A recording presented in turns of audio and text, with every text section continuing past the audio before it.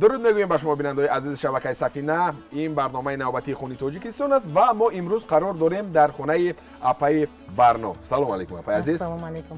خوش اومدید. سلامت باشید. مهمانای عزیز. خوش اومدید. سلامت باشند. خب بینندگان عزیز شبکه سفینه، خاصتا دوستان برنامه خونی تاجیکستان بی‌صبرانه انتظارند که اپای عزیز ما امروز کدام خوراک رو آماده میکنند. میگفتید برای بینندگان ما میخواهیم که امروز خوراکی خب از همه تستایور معمولی عادی عادیه که بسیار وقت تیار میشد از باقلاجانی که حاضر ما کم استفاده میبرند که ما باید اکثریت استفاده نمیبرند. یعنی دوستان عزیز اپای برنو گفتنی هستند که امروز یک خوراک بسیار لذیذ آماده میکنند. یعنی از محصولات اساسی این خوراک رو تشکیل میدهد باقلاجان. یعنی برای این خوراک استفاده میبرند قرنفل بلغاری، پامیدور، کارتوشکا، پیاز، خوکه های خوشبو کننده. میبینید چند نوع در اینجا کبودی، روغن، نمک و اساسش باقلاجان گفتیم.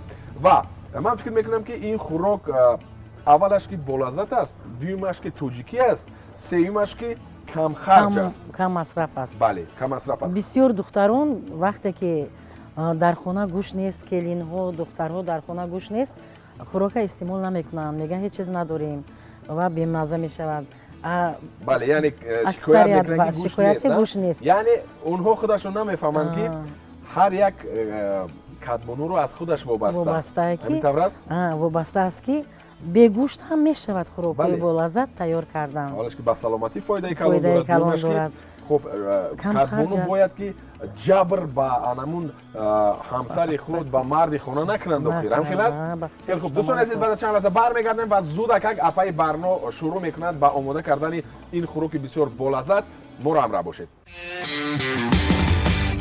دوستان عزیز اکنون شروع میکنیم. از چی شروع میکنیم اپای عزیز؟ از پیاز. از ریزه کردن پیاز شروع میکنیم. وقتی که ما روغنش شیرین کردیم خب ما باید که یکم پیاز رو آمیخته کنیم. خیلی خوب اپای برنو، من میدونم که خب اویله شما، من در نظر دارم والدین شما، پدر و مادر شما بسیار یک نفرانی بودند که سهم خود رو در رشد و نومی تاجیکستانی عزیز گذاشتند. همینطور است؟ یعنی اگر خطا نکنم پدرتون ما در اویله صنعتکار بودند به دنیا اومدیم. پدر من غیجک نوازی بهترین بودن در رایون دنقره. خب مادرم صنعتکار بودن، معلم بودن.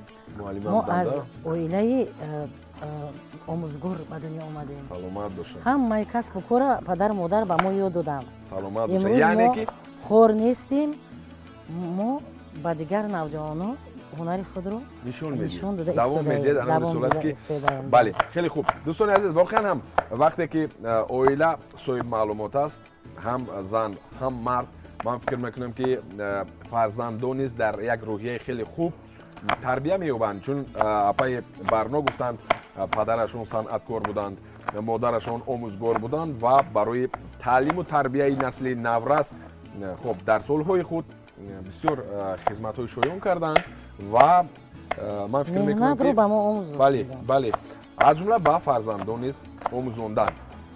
گفتیم که امروز یک خوراکی آماده میکنیم که خب اکثرا بیشتر مردم کوشش میکنن که خب انمون خوراکی که آماده شود باید که گوشت داشته باشد، باید که یگون چیزهای روغناکیشون زیاد باشد. یعنی امروز آماده میکنیم گفتیم یک خوراکی که به سلامتی ضرر دارد. بله هم کم حاضر در هر یک خاندان گوشت مهمان نمیشود، چون که هست اویله هایی که با این نمیتوانند، اویله کشون کم یا در اویله بسیارترند. یعنی ما میتوانیم همه خیلی خوراک های با لذت ای باقلاجان چند خوراک تیار کرده می شود. اکره هایی با مزه می شود، خورش های خیلی با لذت می شود، نه اون که هر روز گوشت. بله خیلی ممکن است در یک هفته یک بار یک مرتبه دو مرتبه گوشت رو استعمال نمودن. یعنی این معنی آن رو دارد بینندگان عزیز که خب شاید هر یک نفر امکانیت دیاد، امکان داشته باشد تا قدر امکان با خودش استفاده بردن گوشت یعنی هدف ما این است که واقعا هم اثبات کردند علمان که از معیار زیاد استفاده بردن گوشت مخصوصا گوشتی که روغن نوکیش زیاد است به سلامتی ضرر جدی دارد. از همین لحاظ کوشش میکنیم با شما فهمونیم که بی‌شبهه باید که شما از سبزیجات تر و تازه تاجیکستان استعمال نمایید، زیرا فقط مهمانان وقتی که من در برنامه گذشته شما دیدید بیننده‌های عزیز که آشپزی از لبنان بودند و گفتند که سبزیجات و میوه‌جات و کبودی‌هایی که در تاجیکستان است از جهت اکولوژی بسیار تازه هستند و بسیار بالذات هستند. یعنی باید که شما این رو ثمره‌ناک استفاده برید. یعنی همه روزه باید که ما از سبزیجات‌های تر و تازه تاجیکستان عزیز استفاده بریم. همینطور است ما می‌بینیم در دیگر کشورها بعضاً بسیار نمای زیبا دارند، هم قلمپوری بلغاری هم همین باقلاجان گیریم بسیار دارند و مزهشون اونقدر خوب نیست. یعنی از بله ماده‌های کیمیایی استفاده می‌برند. از همین لحاظ اکنون در یک مدت کوتاه اپای برنو ریزه کردند پیاز رو و پرداختند به میده کردن قلمپوری بلغاری. خب اپا عزیز برای انمون مرحبا شما ادامه دید کار رو من سوال میکنم شما جواب دید. برای آشنا کردن نسل نورس یعنی جوان دختران خاصتا با خوراک‌های ملی تاجیکی، چون ما میدونیم که خوراک‌های ملی تاجیکی آماده کردنش کمک مشکلی دارد کمک و لذتش بسیار عالی است. چی باید کرد که جوان دختران میل پیدا کنند، رغبت پیدا کنند با همون خوراک‌های ملی تاجیکی از عهده آماده کردنشون برآیند و تنبل نشوند؟ با فکر من همین سبب اساسی این است که وقتی که مادر فرزند رو تولید میکند به دنیا میآورد باید که به وی هنر آموزد. دختر باشد پسر باشد کسب آموزاندن در کار، دختر باشد هنر یاد دادن در کار. بسیار دخترها من در محله هامون میبیویند عروس میبیوریم حواس ارزو میکنیم صرف میکنیم همه اینا میبیوریم 2-3 روز پس 3 ماه پس کلین جدا میشوند. بله. برای چی؟ سبب اساسیش برای چی؟ دختر یگم هنر ندارد، یگم کار کردن نمیتواند، نان پختن نمیتواند، خورش‌های با مزه با لذت تیار کردن نمیتواند. وقتی که نخود و نسک و لوبیا و دونگی‌های ما داریم از لوبیای سرخ چنان خورش‌های شوربا تیار کرده میشود که خیلی بسیار هم بلذت است، هم در سلامتی در دل فایده دارد. خیلی خوب. برای همه بسیار اویلا ویران کنی بسیار است. یعنی سبب و یکی از سبب‌های اساسی اویلا پوش خوردن اویلاهای جوان این ناوده برو بودن دخترها، کدبانو نبودن دختران. آش پلو پخته نمیتونن، پخت و پس سمبوسا چیزهای عادی ملی تاجیکی ما رو آش بروده نمیتوانند. برای همین حاضر همین نوجوانای ما بسیار همه خیلی شده استودن، اویلا کلیتی بسیار شده استوده است. واقعا هم دوستان عزیز یعنی زن تاجیک مادر تاجیک از قدیم الایام واقعا هم با انمون عفت بلند داشتنش، با آداب بلند داشتنش، با انمون کدبانو بودنش، با سرهنر بودنش معروف بود، مشهور بود و باید که انمین شما جوان دختران عزیز انمین رسالت رو باید داشته باشید. یعنی این وظیفه جانی شما است که باید که انمین نام زن تاجیک رو بلند بردارید. همین طور است؟ خیلی خوب دوستان عزیز الکای پورا نه بلکه 70% به میده کردن قلمپوری بلغاری رو الکای با آخر رسانیدن. بعد از چند لحظه برمیگردیم. ما رو همراه باشید. این برنامه خون تاجیکستان است از شبکه سفینه. تشکر که با ما هستید و من بار دیگر تکرار میکنم که شما برنامه خون تاجیکستان رو از شبکه سفینه تماشا دارید و هدف برنامه ما این هم باشد معرفی کردن خوراک‌های ملی تاجیکی است، نه تنها با مردم تاجیک بلکه با جهانیان. یعنی ما با این برنامه بار دیگر اثبات می‌سازیم که مردم تاجیک واقعا هم دارای تاریخ، تمدن و پیش از همه دارای خوراک‌های بسیار قدیمی هستند و طول چند وقتی که برنامه خون تاجیکستان می‌رود شما می‌بینید بیننده‌های عزیز خوراک‌های زیاد رو ما پیشنهاد کردیم و بعضیشون رو من واقعا هم اولین مراتبه چشیدم و بار دیگر برای خود اثبات کردم که در حقیقت مردم تاجیک از قدیم الایام خوراک‌های خیلی لذیذ رو استعمال می‌کردند. خب میپردازند اپای برنو با میده کردن پامیدور.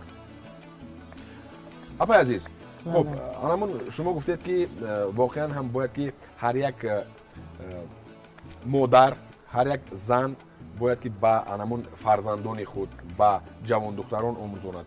شما چون در همون کارهای جمعیتی فعال هستید، چگونه در همون منطقه شما، نوعیه شما، در محله شما گذرانده می شود آزمون‌های همین خوراک‌پزی؟ هست؟ چگونه است؟ من می‌خواستم کمک گذرانده شد. گذرانده شدیم قروتوب. یا طرز تیار کردن قروتوب تیار کردیم، گذراندیم. بعد آزمون خوراک‌های ملی بود. بعد در دور دوم ما آزمون گذراندیم برای آش بریده. خب آش بریده تاجیکی. خیلی دخترهای نوجوانو مکتب خانه جمع کرده یا دادیم. یعنی واقعا هم هستند اون جوان دخترانی که هوس دارن و میخواهند که آموزند. اما رحمت که هنرهای مردمی را از جانب پیشوای ملت بله اعلان گردیدند. سیخ دوزندگی کردیم، تشکیل کردیم، بافندگی تشکیل کردیم. خیلی خوب، خیلی عالی.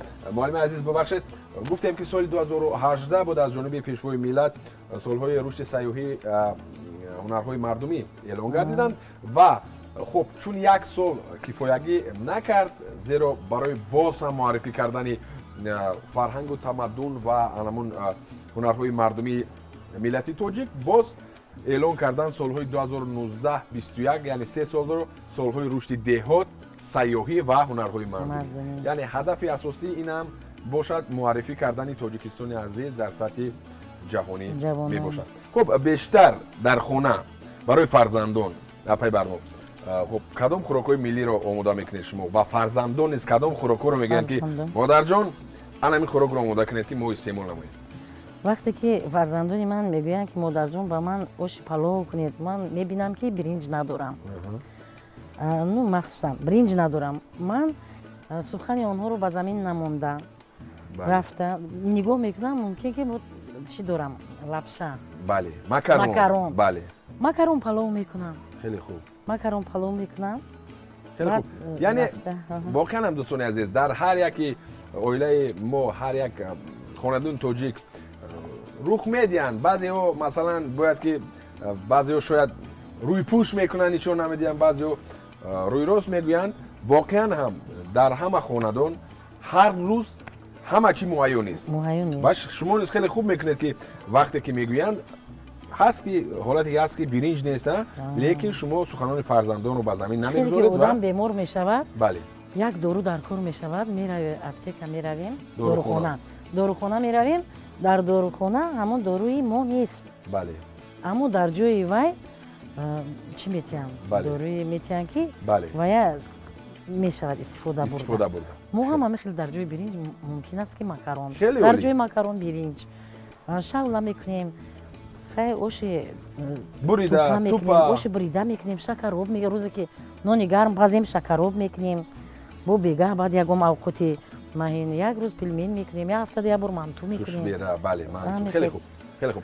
دوستان عزیز، بار دیگر میگویم که واقعا هم هر یک نفری که اگر خواهد سهم خود را برای رشد هنرهای مردمی خاصتا خوراک‌های ملی گذارد، پیش از همه آغاز کند از خاندان خویش، آغاز کنند از آموزاندن فرزندان خویش، دختران خویش، زیرا تنها با همین واسطه ما میتوانیم همون تاریخ و تمدن و خوراک‌های ملی خودمون را سالیان در روز از نسل به نسل گذرانیم، دیم آموزانیم و الکای کارتوشکا نیز ریزه کردنش با آخر میرسد. بعد از چند لحظه و شروع میکنیم. فقط مونده است بار دیگر میگویم که محصولات اساسی خوراک ما رو باقلاجان تشکیل میدهد و از باقلاجان گفتیم که میتوان خوراک‌های گوناگون کرد با لذت، خوریچ‌های بسیار گوناگونی با لذت و باقلاجان نیز برای سلامتی انسان خیلی فایده آور است اگر درست وی را آماده کنیم.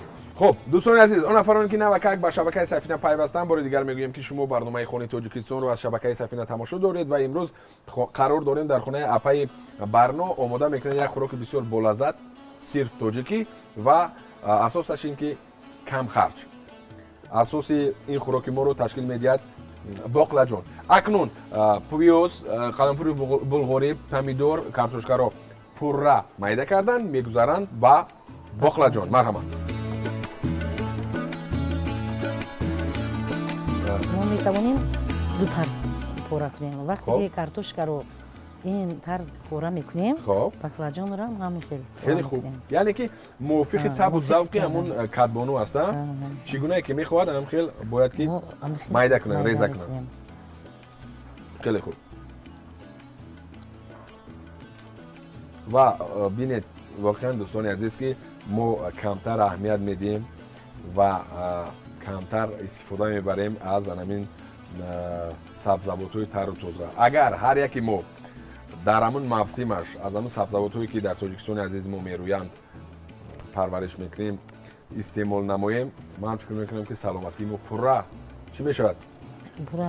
برقرار است. ما کسل خود رو خوب احساس میکنیم، ما کسل نمیشویم. همه این ویتامین، بله، ویتامین توزیعی که ما استعمال مینماییم. خیلی خوب. خب شما همچون یک زن، همچون یک مادر چی گفتنی هستید؟ چی مراجعت دارید برای همون پیش از همه مادران، برای جوان دختران چی مصلحت ها میدید؟ من مصلحت میتیم که هر یک مادر پیش از فرزند رو با حیات مستقلانه گسلانیدن، بله، باید که هنرهای همه هنرهای رسمی ملی خودمان رو آموزاند.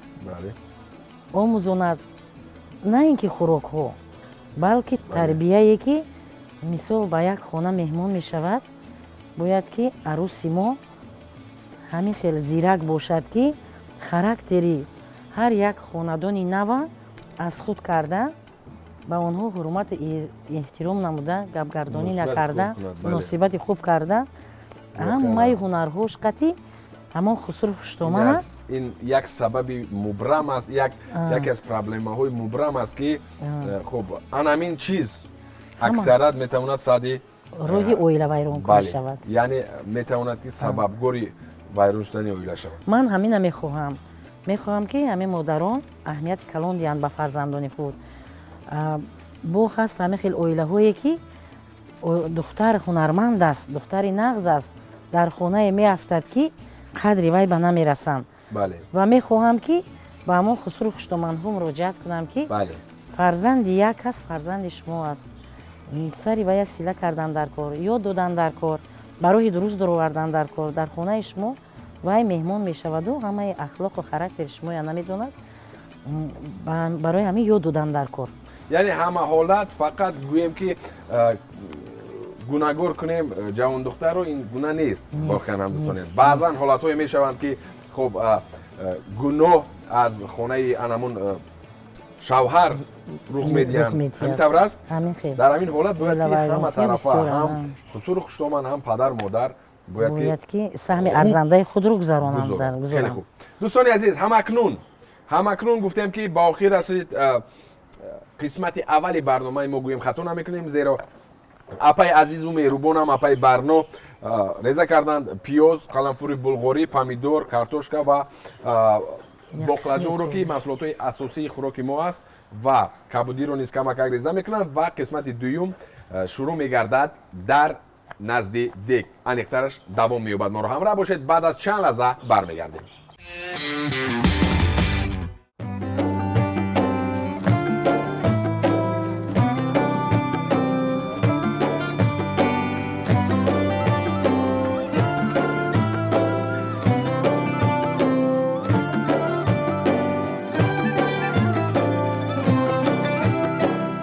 حالا روغن ما داغ شد، ما پیاز رو می‌پرتیم و دیگه تقریبا بر روغن تصفیه شروع شده.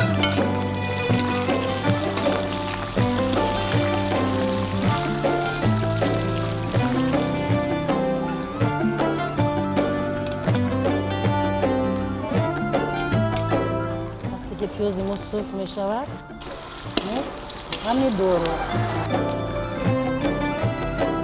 бо зербати пиёз помидори мо сурх мешавад.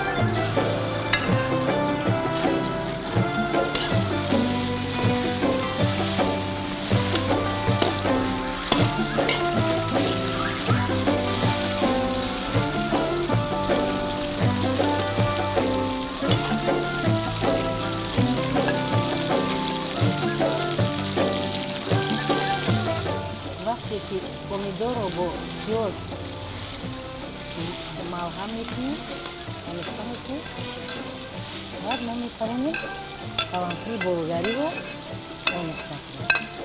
Омехта карда мепасоем. Як зоя бояд бирён шавад.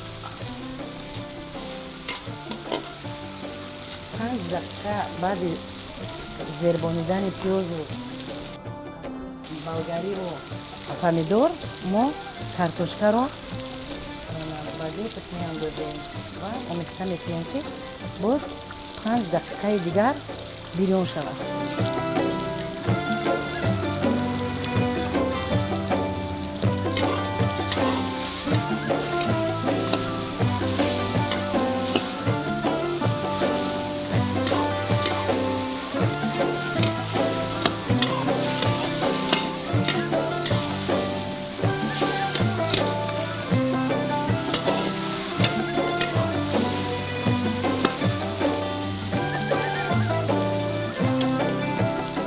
ҳоло мо бахладунро гирифтаам, ба назди дег омадам. зербате ки аз картошкаву помидору пиёзу болгари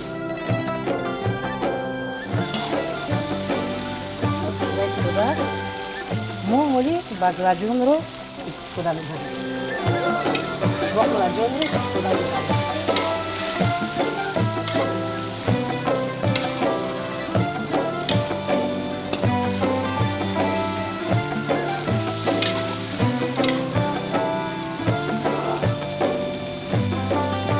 акнун хокаҳои хушбӯйро мо илова мекунем.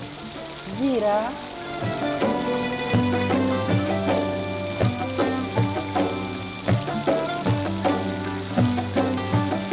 мурч,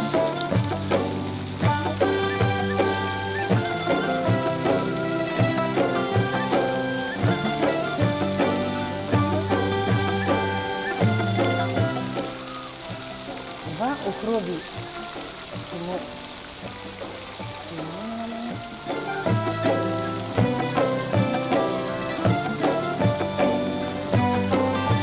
бо якки 10 дақиқа якҷо ҳамаи хӯрокае ки мо дар дег пухта истодаем ҷӯшад. баъди он мо як чини об мепартоем. акнун як коса об илова мекунем.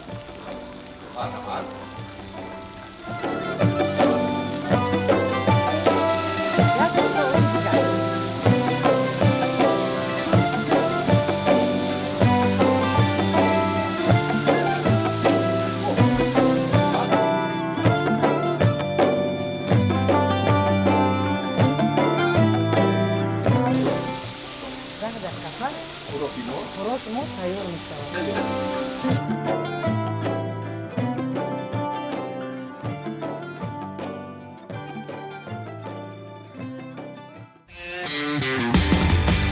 бинандаи азиз, билохира хӯроки мо омода шуд ва чун апаи барно гуфтанд ки бисёр як хӯроки болаззат аст, воқеан ҳам бармашом як бӯи бисёр ҳам лазиз ва иштиёовар мерасад. ман боварӣ комил дорам ки хӯрок бисёр болаззат хоҳад буд. баъд аз чанд лаҳза мечашем сари дастурхони апаи азизамон, апаи барно. марҳамат. хоб акнун лаҳзаҳои бисёр ҳам ҳассос аст дӯстон. бинед ки чӣ гуна анамун боқладҷон пухтааст. бовар кунед дӯстон. ҳамин ҳавлии апаи барноро бӯи бисёр ҳам лазиз фаро гирифтааст ки воқеан ҳам гуфтем ки модарони тоҷик аз қадимулайём кадбону буданд ва ماس انامین فرزندان ملت تاجیک چنین خوراک‌های لذیذ را استعمال میکردن که خب واقعا هم در تاریخ نامیدشون رو کفایه است فکر میکنم. دوستان عزیز لذت برید. تشکر. بعد از چند لحظه می‌نشینیم سر دسترخوان یافای برنو و میچشیم و همان میگویم که چگونه لذت و چگونه مزه دارد این خوراک. برو همراه باشید، بعد از چند لحظه برمیگردیم.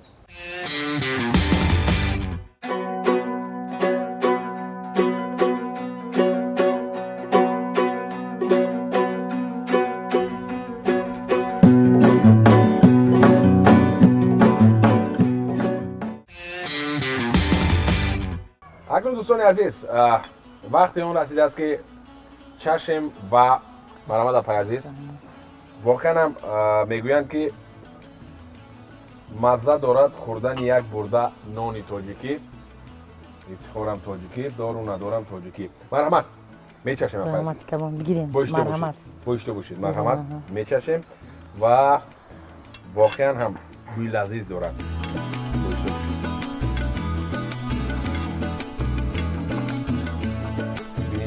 ملایم ها چگونه ملایم پخته است واقعا هم قدر دم خوردم باور کنید بسیار لذیذ آماده شده است. من از همون باقلاجان بله باقلاجان گفتیم و چون همون طرز ریزه کردن رو شما گفتید واقعا هم کارتوشکا هم باقلاجان یک طرز ریزه شده است و خیلی زیبا نیست پخته است. نه اشتها آور است.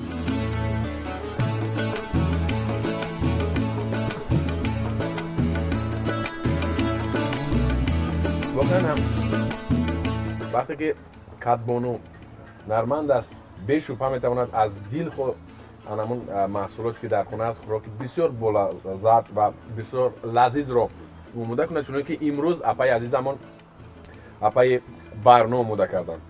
یک جهان تشکر به شما اپای عزیز. من فکر میکنم که شما رو دیده سلامت باشند.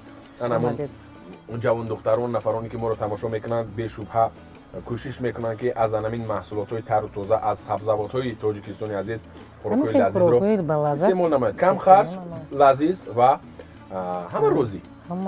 تشکر زیاد.